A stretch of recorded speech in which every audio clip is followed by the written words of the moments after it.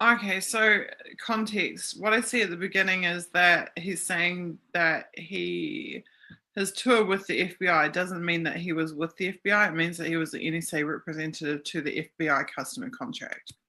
So he's there in the capacity of an NSA person serving the FBI, which is how he's able to later on, where he's talking about accessing those databases, is how he's able to do that.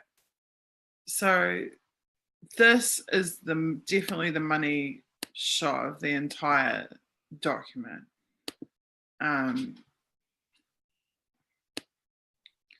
Particularly in the counterterrorism aspect. Yeah. So a forward deployed SIGDev analyst from the counterterrorism product line.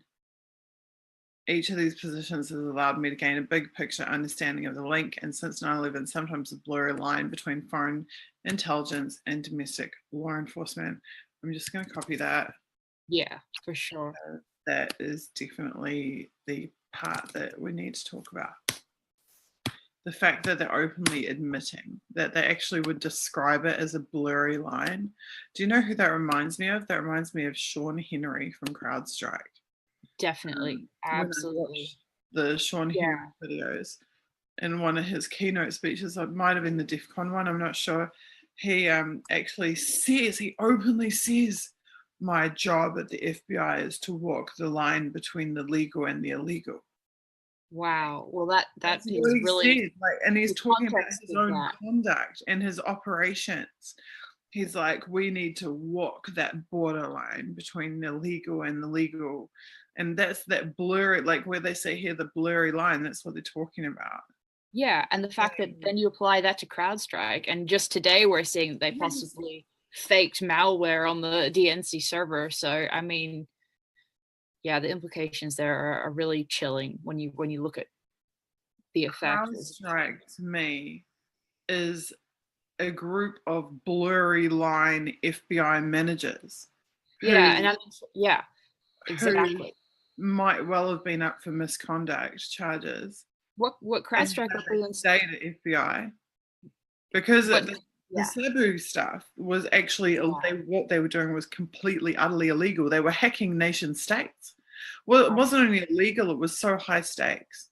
If those states, I mean, they literally could cause international incidents, diplomatic incidents, they could cause counterattacks on the United States. It was, reckless.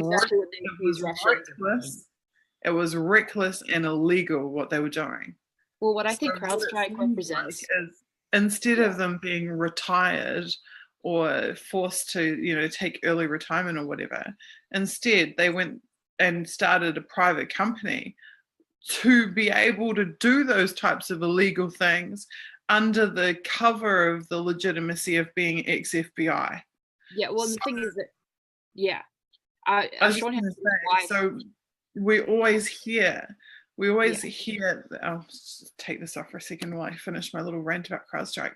We always hear the FBI hasn't even analyzed the DNC servers. No.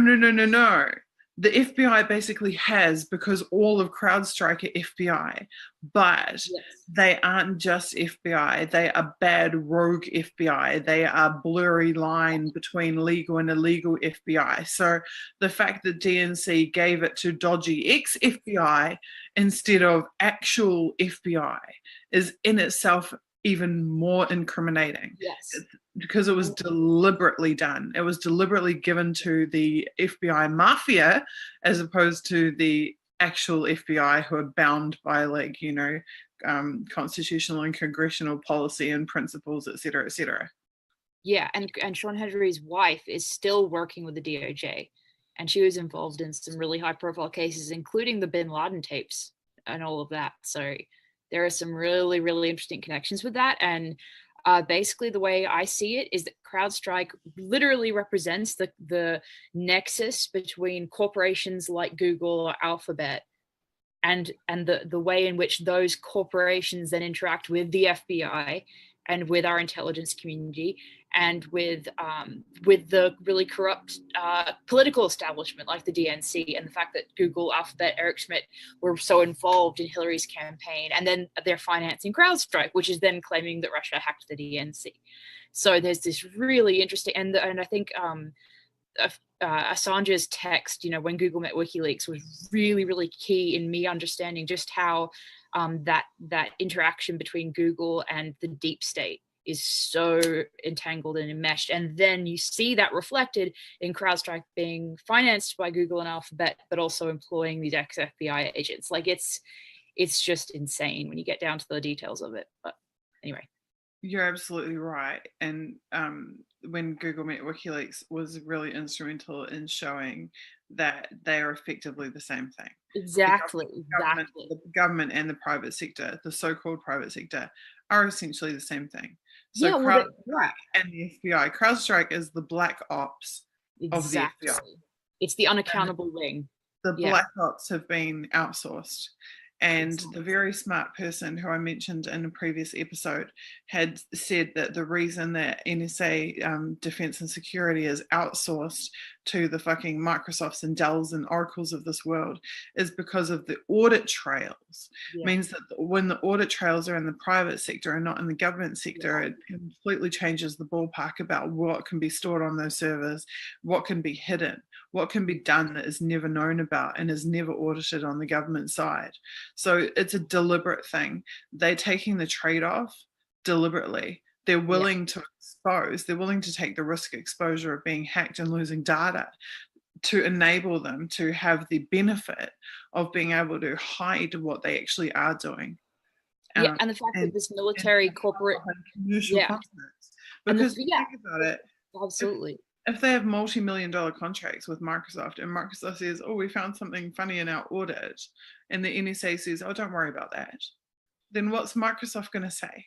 Nothing, because it's their friggin' giant customer, and this is the thing. They use the commercial, they hide behind the commercial relationships. They use the commercial relationships as a shield for their own misdoings, their own, misguided activities.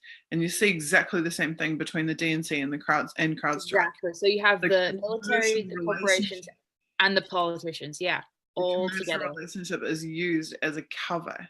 The DNC says, no, we don't need to go to the FBI because we've used CrowdStrike. Meanwhile, exactly. So you have you have the interaction there between the corporations and the military at the same time that you have the corporations donating Google planes to Hillary's campaign, and they're the ones anyway, I've said this before.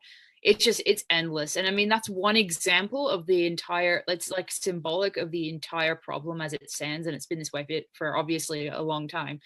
But, you can apply this. It doesn't just apply to like Hillary's campaign in 2016. It applies to every single, presidential campaign we've had for at least the last 10 years, if, obviously going back a very long time. So both sides of the aisle, the whole thing. But